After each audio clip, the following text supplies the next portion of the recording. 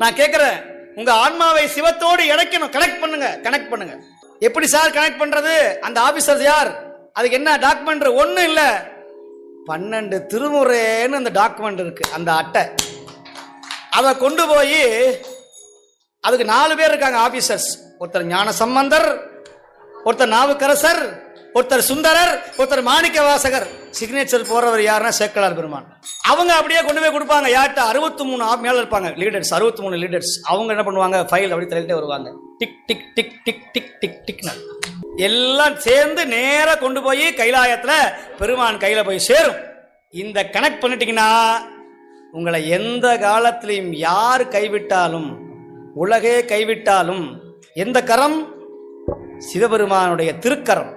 அந்த திருக்கரம் உங்களை என்னைக்கும் கைவிடாது, கைவிட மாட்டான் கனகசபேசன்.